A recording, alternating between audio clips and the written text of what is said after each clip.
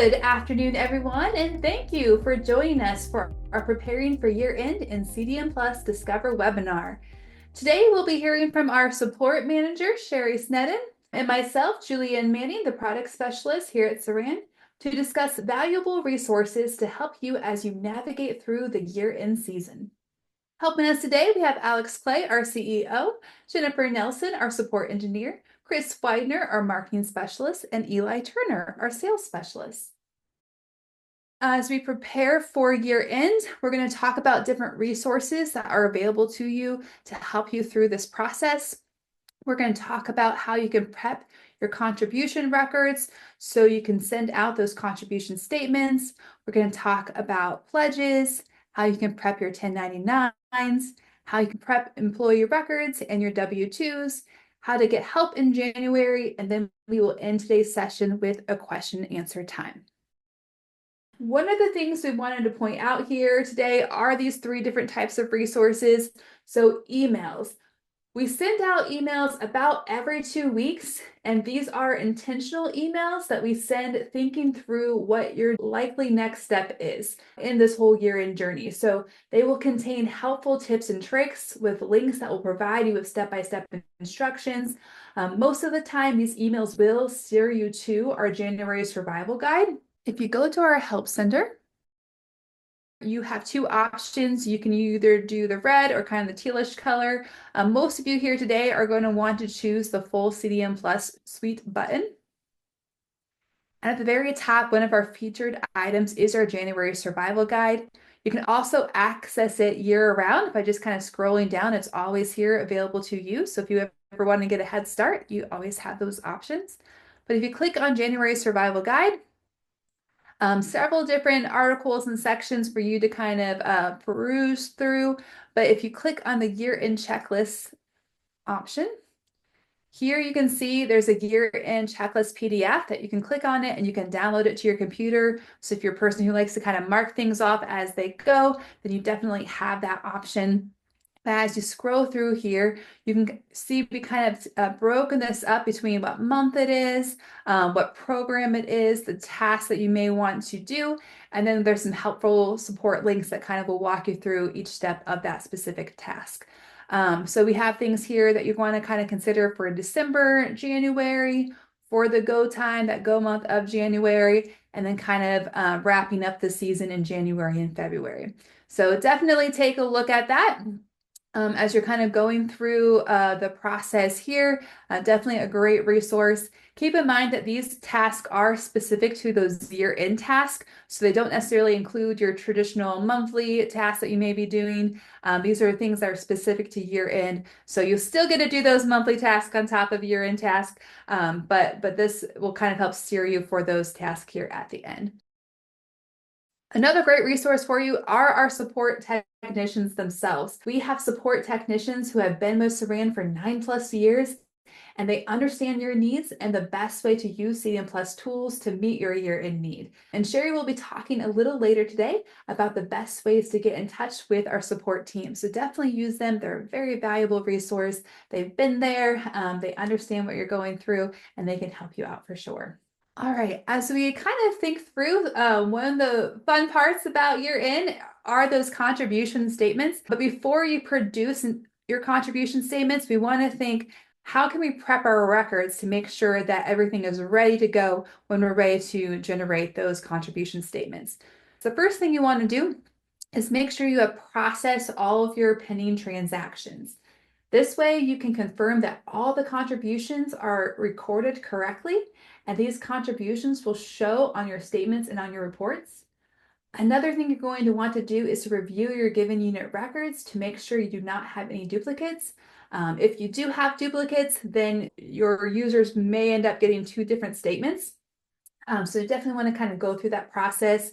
We're not going to go through process pending contributions and merging records here today just for time's sake, but there are several great resources available to you on our Help Center that will walk you through that process. The third thing you want to do is kind of review your given units themselves. Again, we're checking for duplicates. We're making sure that those records are all kind of set up correctly. So Anybody that you want to email their statement to or use our new online statement feature, you want to make sure that the email statement box is checked. And again, if we have that option that says does not receive statement, you want to make sure that that box is checked for the appropriate users as well. So we're going to actually pause here and we're going to take a look at those different options. So if I go to CDM Plus, and I'm going to go to Program at the top and go to Contributions and then Given Unit Records. The first thing I'm going to do is kind of configure my window so that it's providing me helpful information for what I need for this specific time of year. So what I mean by that is if I click on this bottom left-hand corner here, this configure button, I have given unit code, last name, salutation name, last contribution date, year-to-date contributions. Those can be helpful. But I've also added this does not receive statement option. And then I'm going to go ahead and add the email statement option here as well. And just so I can see these really easily, I'm going to kind of put that right next to the name. I'm going to do that same thing with that email statement. And again, you can configure this window any time of year for just like the information that makes it easy for you to do your job for the information you want to see at a glance. But those are some helpful columns that can be helpful for you this time of year. And we're going to click on Save. So now you can see all of those column headers are up here at the top. Now the next thing I want to do is I don't necessarily need to see all of my given unit records. I just need to see the ones that made a contribution this year. So in this case, I'm going to create a find where it says my last contribution date. And I'm going to change my modifier to is greater than or equal to the first of this year here. And then I'm going to click on find. And what this is going to do is it's going to pull in results of just donors that have made a donation this specific year. So some helpful things while I'm in this window, if I click on that given unit last name, it's going to put everybody in alphabetical order. This makes it really easy just to kind of scan through and see, okay, do I have a duplicate record? Nope, they're good to go. Maybe a husband and wife, they like to keep their statements separate. That's great. They're good to go there. But if I come across and like, oh, yep, there's two donor records, they likely need to be merged. That's something that I can go ahead and go through those steps here. So again, by putting them in alphabetical order, it just kind of makes it really easy just to kind of scroll through and catch any duplicate records that you may have missed previously. So that's one really great tip. The next thing I want to do is click on this does not receive statement column. And when I click on it twice, all of my yeses are going to be at the top of the list. And so I can see, does this make sense? So yes, my anonymous donor, they don't need to receive a statement. So that one makes sense for them to keep that box checked there. As I get anonymous donors throughout the year, just go ahead and put those donations to this giving record so I have a place to tie them. But for Jim and Jane, they are marked that they don't want to receive a statement, and that is not correct. I actually want to make sure that they do receive a statement. So I can either double click on their name or click change from this left side menu. I'm going to go ahead and uncheck that box and click on save. And so now they will pull in when I generate my statements. Another helpful tip is this email statement column. Again, I'm going to click on this header and it's going to sort them between all of my yeses and nos. So if I click on it twice, my yeses will appear at the top. And if you plan to either email your statements with our traditional email statement option or use our new online statement option, you want to make sure that this box is checked for anyone that you are planning to email their statement to. So here, if I scroll down, I can see there are several no's. And if I needed to change a lot of these really quickly, a nice easy tip that I can do is if I click grid on this left sidebar, it's going to pull in my same search results, but I need to add that giving email statement option here. So if I click configure on this bottom left-hand corner, use this drop down, add that email statement option, click on save. Now I can easily go through my list here, and for anyone that I want to be yes instead of no, I can simply click in that field, and I'm going to actually click 3 times to change it in. So click in that field and then click 3 times, and then just really easily go through that list and change all those yeses, or excuse me, all those no's to yeses. And then once I'm done, I click on save.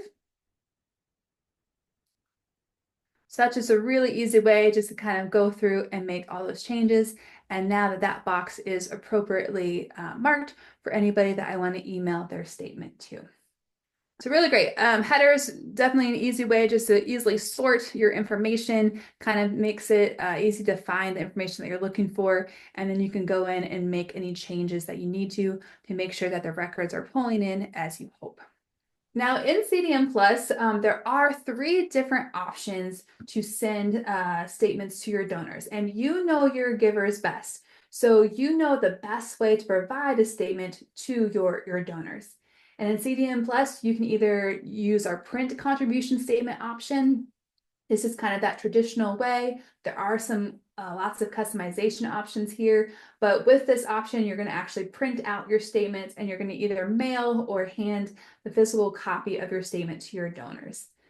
And then email statements is another way that you can generate statements. You do have to set up an SMP option, and our support team can help you set that up. But you have to set that up in order to be able to email these statements from CDM Plus. And with this method, you're going to actually email a copy of the statement to your giver. So keep that in mind, that they're going to actually receive a copy of that statement through the email. And then our newest way to generate statements is our online statement option. This is the most secure way to deliver your statement to your donors. And with this with this option, your givers will receive an email letting them know their statement is available to view through Engage. And then they'll just log into Engage at any time and they can view and download their statement. Another benefit of this option is that you can generate the statements online and Engage if you are already an Engage admin. And we'll kind of show you how to do that here in a few moments. So since this is our newest way to do contribution statements, I'm going to go ahead here and go back to my screen. And if I click on Programs at the top and go to CDM Plus Engage, we're going to go to Engage Giving Statements.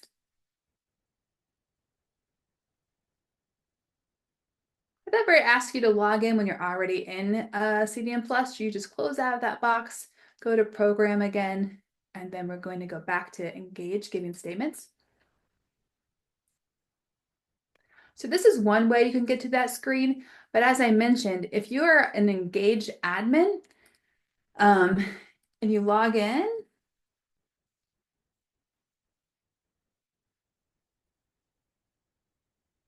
let's say you've already prepped all of your records, you're good to go. If you don't necessarily have access to CDM Plus at home, you can go to your Engage account as an admin, click on that admin option, and then you can actually generate statement batches online. So again, this is just a great way that you can kind of access that information from Engage directly. You don't necessarily have to go through CDM Plus desktop. But here we're still in desktop, so again, you can access it both ways. But the first thing you're going to do is click on Generate Giving Statements. Enter in your start and end date. This is based on your contribution date.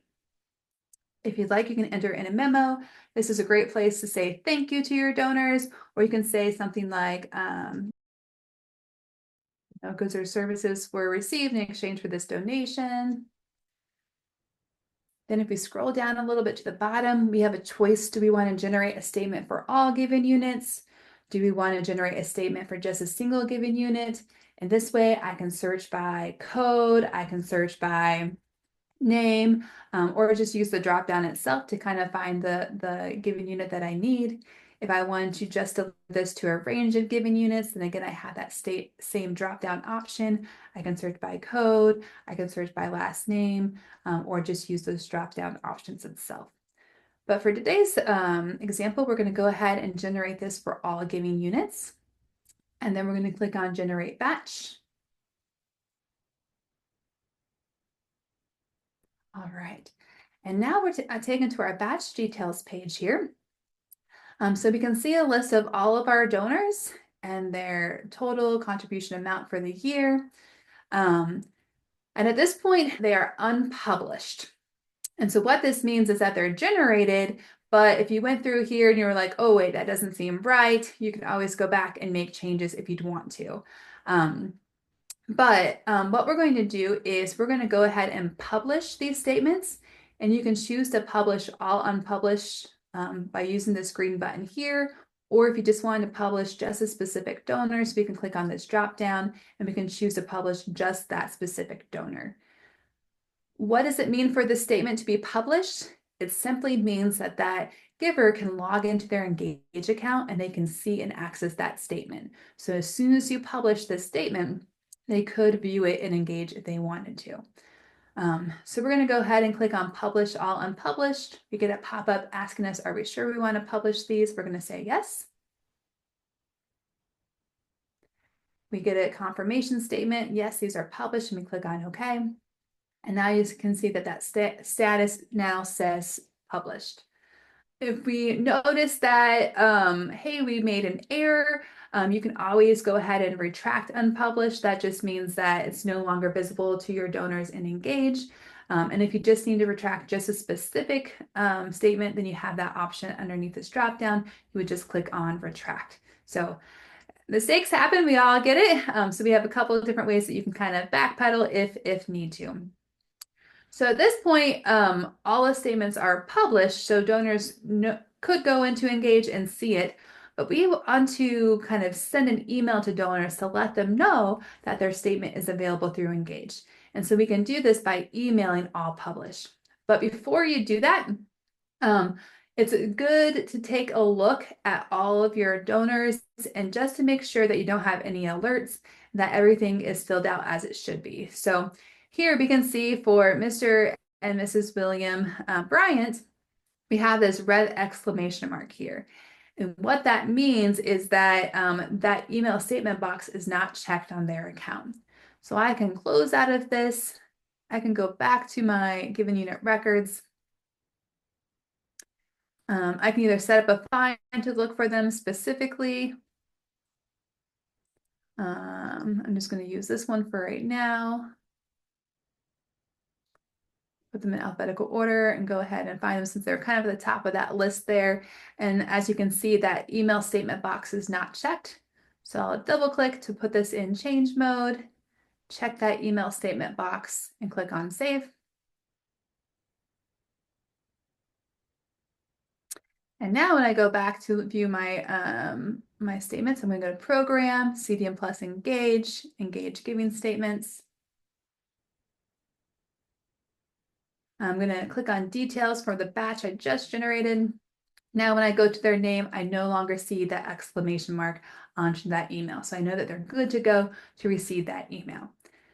Now, if I scroll through this even further, I can see, okay, wait, they don't have an email option at all. And what that means is that there is not an email tied to their Engage account for this user. And that might be okay. Maybe they don't want to receive their statement online. Maybe they've never logged into Engage and they won't log into Engage. And in that case, you could always view and download their statement and then just print it out and hand it to them automatically. So you have that option there. So you would just download it to your computer and then you could print it out and you can send it to them. But if they did want an email statement, you can just go to Program, Contributions, Given Unit Records. I'm gonna do the same find. There's my Joseph. Now, the email address that's tied to their Engage account is stored underneath their individual record. So in this case, I don't see an individual jump button here, so I could click on Address on this left-hand side. I can add that individual record for them. And if I want to, I can even add that email address here as well.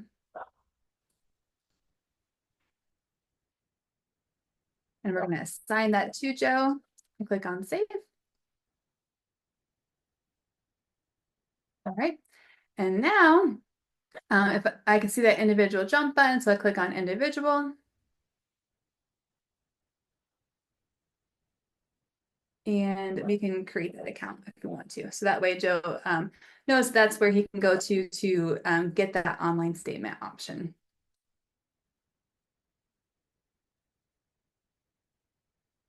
All right, and then if we go back to our, we're gonna close these windows here. We're gonna go back to our statements.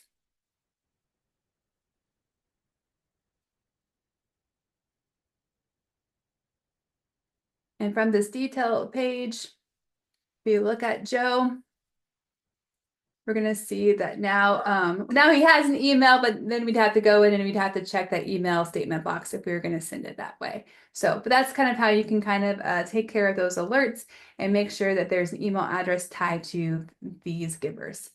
So once we're ready to go, we've reviewed and everyone has all of their alerts and email address accounted for. We're going to go ahead and click on this email all publish. And we're going to click on yes. For timing's sake today, we're not going to email these, but what would happen is there'd just be a confirmation pop-up that would say you've emailed all these statements. But if you go back to your giving batches here, you can look at the details. But when you do email your givers, they're going to receive an email, and it looks very similar to this. So it just says, your giving statement is ready to review, and you can click on access statement, and then that's going to send them into Engage where they can log in. Once they're in Engage, they would just simply go to giving, and they would go to statements. They can see all the statements that have been generated for them, both ones where they've been sent an email and both for those that have not. And they can always click on view print. So they can see and view all of their statements. If they want to print it, then they have that option. They can always download it to their computer so they can see all those pieces there. And then when we're back in CDM Plus, if I click on details, I can actually see when someone has viewed that statement. And if I was wanting to make sure, like, to kind of see, who has viewed their statements and who has not, I can always click on this last viewed option here.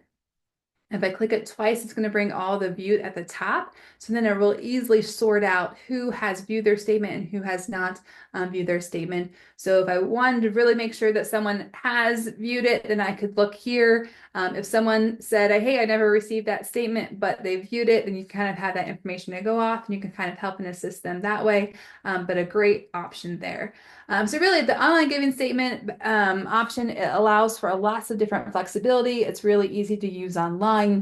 It's a great way to deliver your contribution statements to your givers securely, and then that way they can access it anytime they need to and kind of go from there. So lots of great features.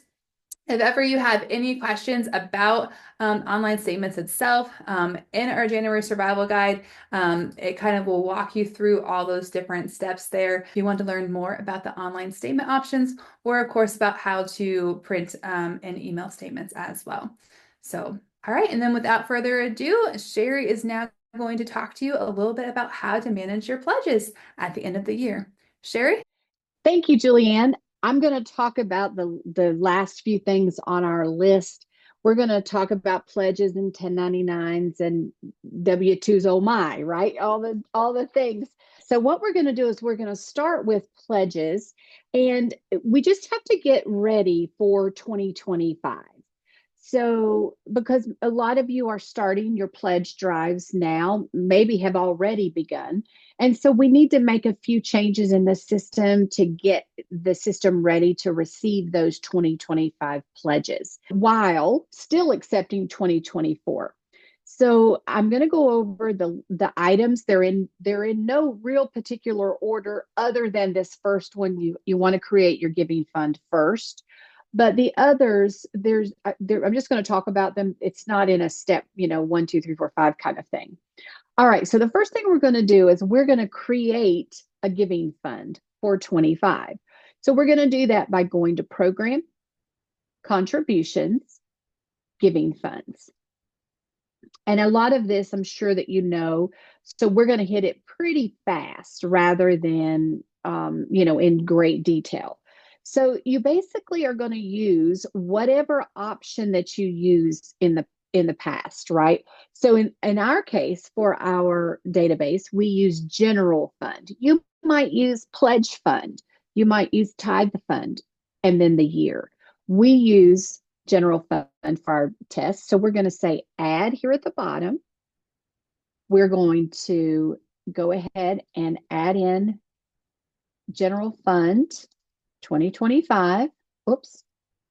We're going to have it post income wise to the same place it always has, which is our worship offering. So you'll put that account in, and then our fee account is the same as well. All right, we don't need that extra line that I created. So we're just going to go ahead and click save. So now we have our fund of General Fund 2025. It's set, right? We've got that. So what I'm going to do now is I'm going to go out to Engage, and I'm going to add this giving fund to my giving set for my pledges. That way, if somebody is trying to set up their pledge for 2025, they'll be able to go ahead and do that. But they'll also be able to finish out 2024 if they need to come in and make another donation for 2024. So we're going to do this by going to Program, CDM Plus Engage, and Settings. All right, we're going to get, and again, we're just going to go ahead and select that again. So now it's here. We see our settings. We're going to, on the left, select Giving Sets. That's where what our donors can see. That's where we set this up. I'm going to choose the Giving Set Pledge. Now, as you can see, if I scroll down a bit, you can see in here, I currently have General Fund 2024, but I'm going to go ahead and add 2025. I'm not going to take out 2024 yet because some folks might still need to use it. So I'm going to go ahead and add 2025, which is at the bottom. Now, if I had put that in alphabetical order before I came over, in the giving funds, you would see it up here alphabetically, but because I didn't do that, that's why it's at the bottom. All right, so now we've got both our funds in there. We're going to go to the bottom and say Save Changes. All right, perfect. So now at any point, I can go in currently and I can select to give a donation to either 24 or 25, whichever may occur. Now, you may say, well, what if they choose the wrong one? That's okay. One of the other steps that we're going to talk about is going to catch that, and we can fix it. So no worries. So we're going to go ahead and close this down. Now, because we have the giving funds up, and now if you didn't, you would go back into it by going to Program, Contributions, Giving Funds. What we want to do now is we want to make last year's inactive. So we're going to make 2024 inactive.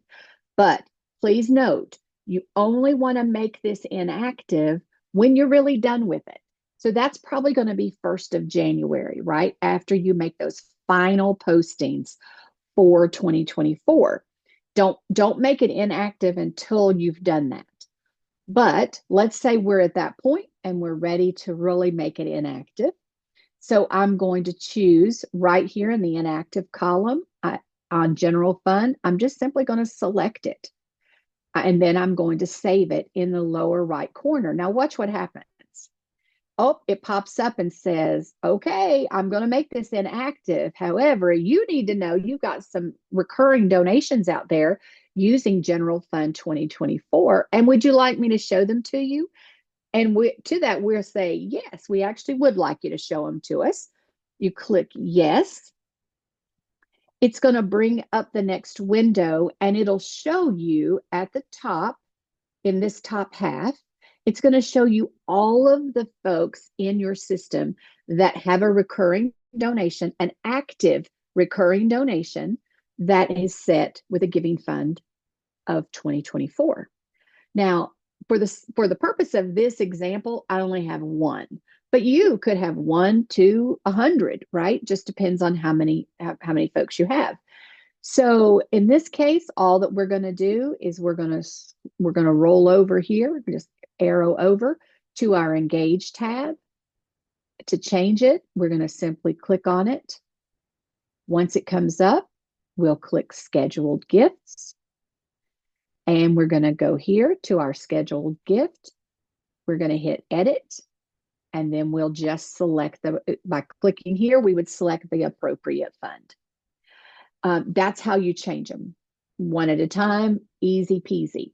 Now, let's say you have 100, right? Well, that's a lot. That's pretty time consuming.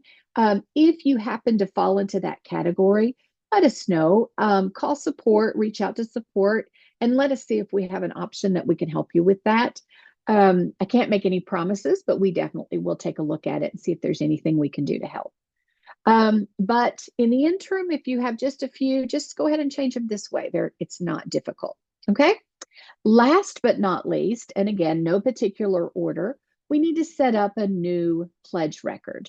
So we're going to go to Contributions, Pledge Records. Now, this is setting up the pledge record to house, if you will, all of the pledges for 2025. So you could do that now, right? Because again, if you've already started your pledge drive, then you're probably receiving pledges already back in. We're going to go to Modify here on the right. We're going to find that option that I just set up, which is the General Fund 2025. And we'll just put our description in. We're just going to call it the same thing. We'll put in 01/01/25 to 12/31/25 as our period. And then you can even put in a target goal amount. So let's say, you've determined that you need $75,000 for your general budget. And this will just help you keep track of that, how close you are. So if we leave that at 75,000 and we say save. So now in this drop down, we see General Fund 2025. And now you're ready to begin keying your pledges as they come in. Okay. So that's pledging. Not hard at all, just a few steps to get you. If at any point you need help, please reach out. We're happy to help you. All right, let's move on and let's talk about 1099 preparation. So the important thing about a 1099 is that we make sure that the people who should get them, and the people who shouldn't don't, right? So we want to just do a double check, and we can do that through a report. If we go to Reports and we go to Ledger Reports and we go to Activity and then Ledger by Vendor, okay? We can run a report that will show us January 1 to December 31 of 2024 by transaction date, all accounts. And then we're going to go over here on the left and select under options. We're going to select report. Of course, we're going to select all vendors. And then we have an option to show 1099 items only. So if we run that, we're going to select it and then run that option. So based on this report, I see that I only have one vendor that's marked as 1099, which is Ronnie Fields. Okay. Well, that doesn't really tell me anything other than I have one set up, but it doesn't help me find out if maybe I forgot someone. So what I recommend is that you deselect the check mark.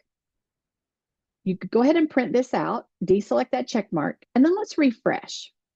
Now this is going to show you all vendors that you paid in 2024.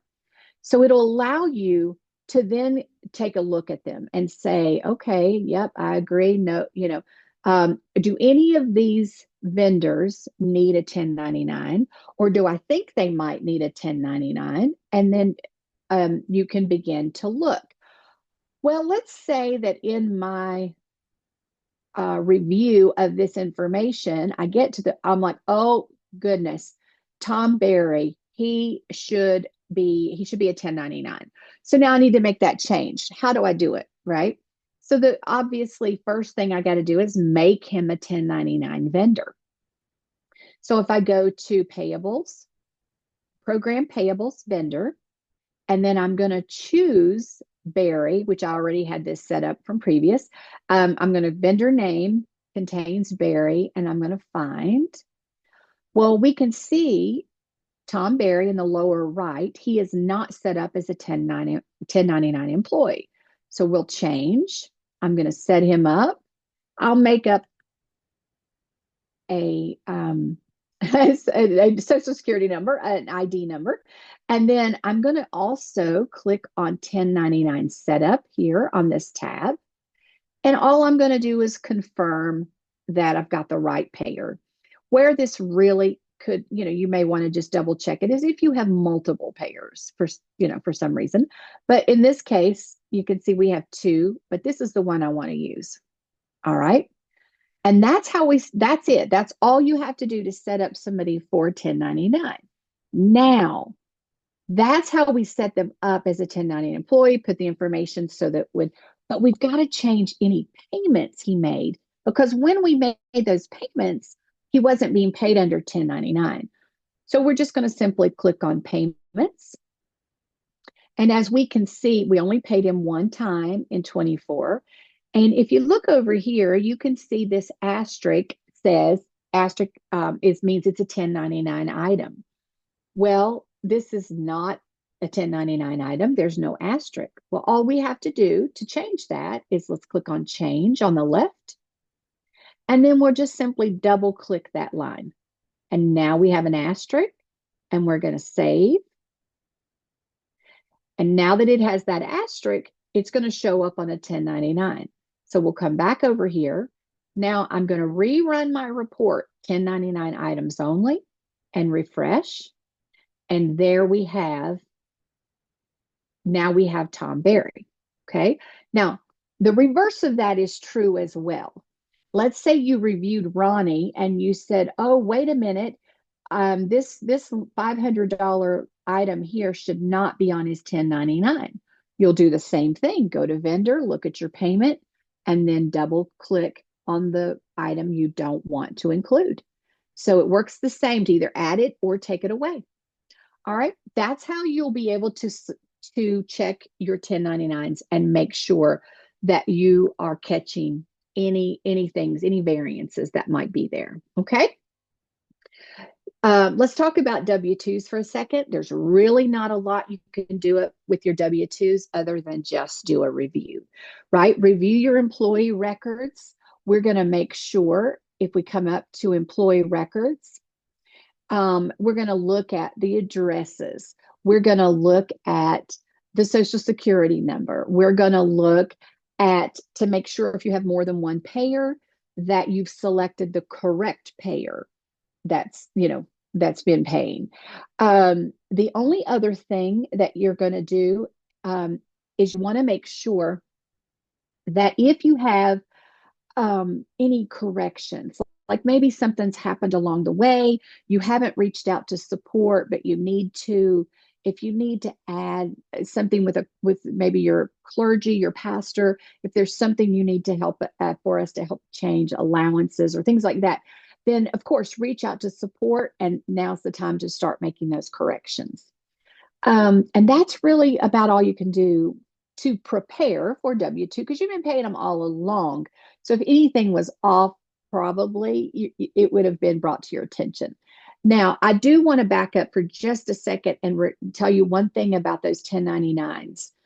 We did find last year we had a little bit of a pitfall on the ones that are going to print a 1099, and the same would be true for your W-2s as well. You want to check those addresses, make sure that it's correct, make sure that your state abbreviations are 2 digits, no numbers, only 2 digits, no spaces. And that will help prevent a little bit of a pitfall that we saw last year. Okay. All right. Next thing is I want to tell you about a non-requirement. You no longer, as long as you're using CDM Plus who uses Atrix to submit, we do not need to use red pre-printed forms. You can use plain white paper for both 1099s and W-2s. So you won't need to purchase those. Now, it is a recommendation that you use four part, and by four part, let me say it differently, four section perforated paper, so that when you print the employees, just the employees, really, that's the only one they really recommend it on. So that way it's easy for them to tear apart. You can purchase the four section perforated white paper from Dynamic Solutions, which is our forms partner. So that's something that you could look into if you need to do that. If you need more information about that, you can let us know as well. Okay, I hope I didn't go through that too fast. I hope that everybody got some nuggets from that. But I do want to talk for just a minute about some ways to get year-end support. So just like Julianne went over, you can do the January Survival Guide, the JSG. It's a great resource. We update that every year. We go through the articles. It is pretty current. You can use the email option going through CDM Plus Desktop by going up to the Help menu and choose Email. You can go to the help.cdmplus.com website. That's our help center. On that website, you can go to the top, click on Support Requests. That's one way. You can go to the bottom right, click on Contact Support. That's another way. You can also call the support number. Our receptionist will be happy to put up a ticket for you. Now, I do want to tell you, let's say that you say, okay, this is all fine and good, and I've got all this great information. However, I just feel better if somebody walks me through it. I just need somebody to walk me through it. January, as you would imagine, and you've probably experienced, is our busiest month. So I would recommend, if you feel like that's going to be necessary, make your appointment with support as soon as you can. Go ahead and put your ticket in, and they can schedule you into the month. Okay? Use our resources. I think you'll find they're great. They'll walk you through what you need. But if you need it, we're here for you. So, okay, those are all the ways that you can reach us. I'm going to open it up now for some question and answer. I know Jennifer has been answering in the chat, but if anybody has anything, just let us know. Sherry, I do have a couple of people who've asked about seeing how to print contribution statements. Would you be able to show them where to go in the program to print statements? Sure. So if you just want to print your contribution statements, unfortunately, we don't have time to go over that in detail.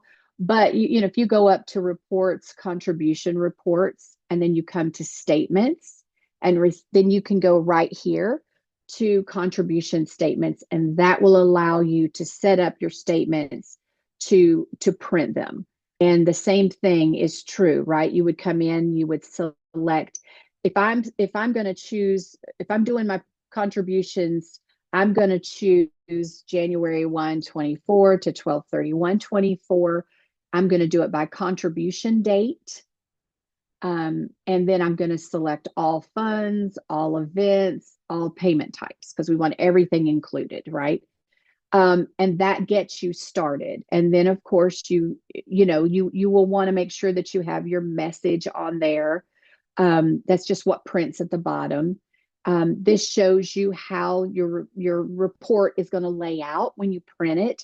So you would put in, which funds do you want to see specifically, separately, that type of thing.